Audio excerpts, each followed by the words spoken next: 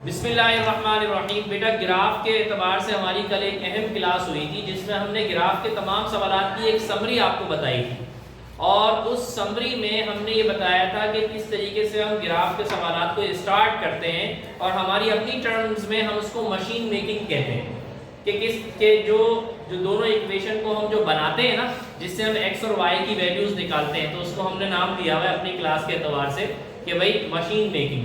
तो हम आज कल हमने 5 पार्ट कर लिए थे इसके और आज हम छठे पार्ट की तरफ जाएंगे। 6 पार्ट है बेटा 2x + 2 = y। ये पहली इक्वेशन है और इसी सवाल की दूसरी इक्वेशन मेरा बेटा y = x - 1। बेटा ये दूसरी इक्वेशन में मशीन बनी हुई है। मशीन बनने का मतलब क्या है मेरा बेटा कि x और y में से कोई एक वेरिएबल इक्वल के एक तरफ रहे और बाकी सारी चीजें दूसरी तरफ चली जाए। तो y इक्वल के एक तरफ है, तो ये ऑलरेडी जिसको हम मशीन का नाम दे रहे वो है। यहाँ पर हम x की वैल्यू डालते चले जाएंगे, y की वैल्यू आती चली जाएगी। x की वैल्यू 5 रखेंगे, y की वैल्यू आ जाएगी 5 - 1 4। x की वैल्यू 4 रखेंगे, 4 - 1 3। ठीक है मेरा बेटा, इसको देखते हैं। तो बेटा ये भी एक तरह से बनी हुई है, y एक तरफ है और 2x + 2 दूसरी तरफ है।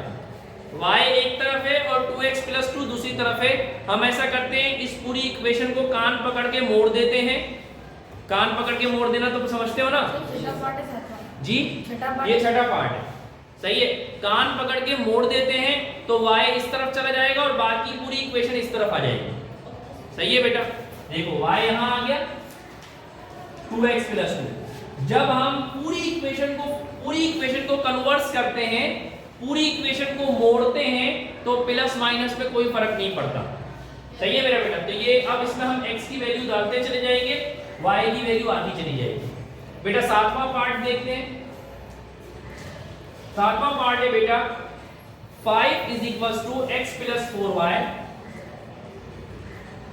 x + 4y। देखिए मेरा बेटा, ऐसा करते हैं कि 4y प्लस का है उसको वहां ले जाता हूं, 4y प्लस का है उसको मैं वहां ले जाता हूं, तो क्या बन जाएगा 5 के साथ आ जाएगा -4y और = x। बेटा x अकेला हो गया, लेकिन इस तरफ है। अब कान पकड़ के पूरी इक्वेशन को मोड़ देंगे तो x = 5 - 4y। y की वैल्यू डालते चले जाओ, x की वैल्यू आती चली जाएगी। इसी तरीके से मेरा बेटा इसकी दूसरी 7वें सवाल की दूसरी इक्वेशन है 2x + 3y। हाँ बेटा देखें, हमें क्या करना है, x और y दोनों इस तरफ है। हमें x या y को अकेला करना है। मैंने क्या किया कि x के साथ कोई कोएफिशिएंट यहाँ कोई नंबर नहीं है, तो मैंने कहा चलो x को अकेला कर देता हूँ, वरना फिर अगर y को अकेला करने के जाऊंगा तो 4 को भी निकालना पड़ेगा इसके पास से। तो मैंने 4y को इक्वल के उस तरफ भेज दिया, 5 ऑलरेडी मौजूद है, -4y बन गया। इधर +4y था, इक्वल के उस तरफ गया तो -4y हो गया और इक्वल के इस तरफ क्या रह गया x अकेला हो गया। यही हमारा टारगेट था कि x या y को अकेला कर दो। अब होता ये है कि जो वेरिएबल अकेला होता है ना उसको उस तरफ रखना होता है, बाकी सारी चीजों को इस तरफ रखना होता है। तो अब मैं इस पूरी इक्वेशन को कान पकड़ के मोड़ रहा हूं, पूरा कन्वर्ट्स कर रहा हूं। जब इस पूरी इक्वेशन को ऐसे फोल्ड पूरा कन्वर्ट्स कर देंगे ना तो फिर कोई फर्क नहीं पड़ता माइनस प्लस। कोई एक नंबर इधर से उधर जाएगा तो फिर माइनस प्लस का फर्क पड़ता है। पूरी इक्वेशन को मोड़ दो तो कोई फर्क नहीं पड़ता। सही है। तो इसका दूसरा पार्ट है बेटा, दूसरी इक्वेशन है 2x + 3y = 0। तो देखो मेरा बेटा, ये जरा तवज्जो की जरूरत है। 2x यहीं रहा, इक्वल अपनी जगह रहा, 0 अपनी जगह रहा। 3y वहां क्या हो रहा है बेटा, प्लस हो रहा है, यहां आगे क्या हो जाएगा, माइनस हो जाएगा। सही है। 0 किसी भी नंबर से प्लस या माइनस हो तो कोई फर्क नहीं पड़ता, वही नंबर आता है। सही है बेटा। 0 जब किसी नंबर से प्लस या माइनस हो रहा हो तो 0 रहता है, कुछ नहीं कर सकता। 2x अपनी जगह पे रहा, 0 - 3y का मतलब -3y, 0 से कोई फर्क नहीं पड़ा। अब बेटा x को अकेला करना है, x यही रहा, 2 और x आपस में क्या हो रहे हैं, मल्टीप्लाई। जब ये 2 इक्वल के इस तरफ आएगा तो क्या हो जाएगा, डिवाइड, तो -3y के नीचे डिवाइड में आ जाएगा। बेटा समझ में आई? ये कौन सा पार्ट है बेटा, 7वां। अब 8वां पार्ट देखते हैं बेटा। 3x इज इक्वल्स टू, बस 2 पार्ट और रह गए, इसके बाद 5y माइनस 2। हाँ मेरा बेटा 3 और x आपस में क्या हो रहे हैं, मल्टीप्लाई, x यही रहा, 5y माइनस 2 के नीचे 3 आ जाए, डिवाइड में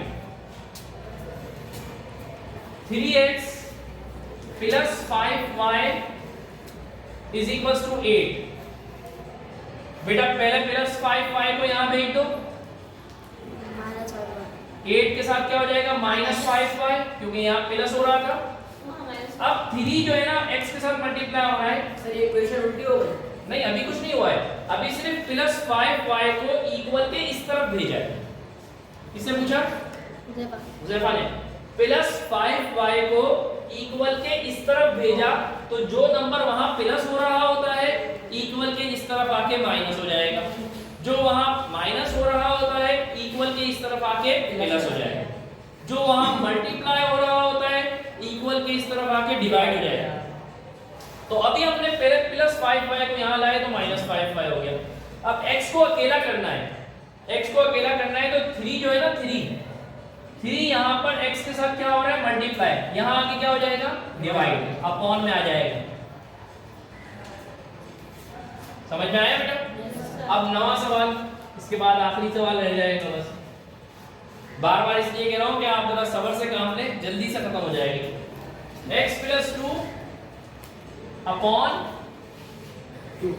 5 plus y is equal to 6। हाँ भाई क्या करें इसका,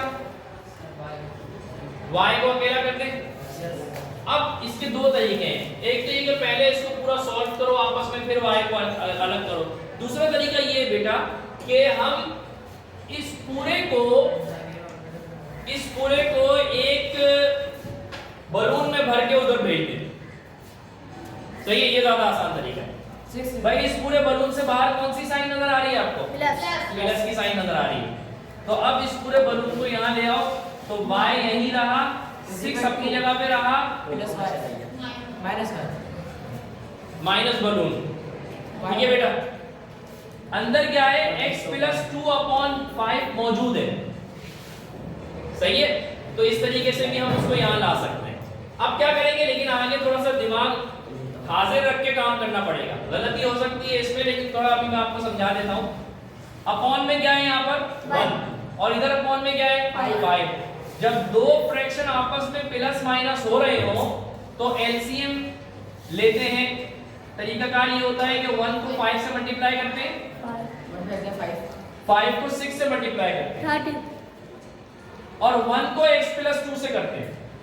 ये दरमियान में क्या है बेटा, माइनस। 1 को x प्लस 2 से किया, क्या आया, x प्लस 2, लेकिन ब्रैकेट में करना पड़ेगा क्योंकि माइनस x के साथ भी है, माइनस प्लस 2 के साथ भी है। अब माइनस जब अंदर अप्लाई होगा तो माइनस x के साथ भी लग जाएगा और माइनस प्लस 2 के साथ भी माइनस लग जाएगा। लेकिन यहाँ गलती हो सकती है, साइन तो 2 की लगेगी ना, 2 के बराबर प्लस की लगेगी। हाँ, लेकिन जब ये माइनस अंदर अप्लाई होगा तो minus plus minus plus -2 upon 5। फिर अगले स्टेप में बेटा 30 में से 2 माइनस करेंगे, 28 माइनस x अपॉन 5। ये जरा सा कॉम्प्लिकेटेड था, इंशाल्लाह उसको बार बार देखेंगे, बार बार प्रैक्टिस करेंगे तो आपके लिए कोई मुश्किल नहीं रहेगा। सही है, अब आप यहां पर आके फिर इसके बाद आप कॉलम बनाना, पहले ये पूरा सॉल्व करना, इसके बाद आप कॉलम बनाना और x की वैल्यू डालते चले जाना, y की वैल्यू आती चली जाएगी। सही है बेटा, मिसाल के तौर पर x की वैल्यू कितनी डालोगे 3, तो 28 में से 3 माइनस होंगे 25, 25 को 5 से डिवाइड करोगे तो 5, x की वैल्यू 3 डालोगे तो y की वैल्यू 5 आ जाएगी। सही है बेटा, इसके बाद आखिरी सवाल है नहीं, इसकी दूसरी इक्वेशन 9 की दूसरी equation y is equals to 2x minus 12। हाँ भाई, इसमें कुछ करने की जरूरत है? इसमें कुछ करने की जरूरत नहीं है। x की वैल्यू डालते चले जाओगे मेरा बेटा, क्योंकि y पहले से अकेला है। बेटा समझ में आ रही है ना?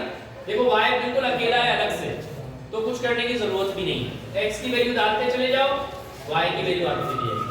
सिर्फ इसमें थोड़ा सा आपको वर्किंग करनी पड़ी, ज्यादा फिर इसके अलावा ज्यादा वर्किंग नहीं करनी पड़ी। इसके अलावा बेटा आखिरी सवाल है, आखिरी सवाल है बेटा 3x minus 2y is equals to 13। देखो मेरा बेटा 3x minus 2y is equals to 13। क्या करना है, मकसद क्या है, x या y को अकेला करना है। तो 3x यही रहने देते हैं बेटा, 13 अपनी जगह रहने देते हैं, इक्वल अपनी जगह रहने देते हैं। माइनस 2y को उठाते हैं और इक्वल के इस तरफ ले जाते हैं। माइनस 2y को उठाते हैं बेटा और इक्वल के इस तरफ ले जाते हैं, तो बन जाएगा प्लस 2y। अब 3 और x आपस में क्या हो रहे हैं, मल्टीप्लाई।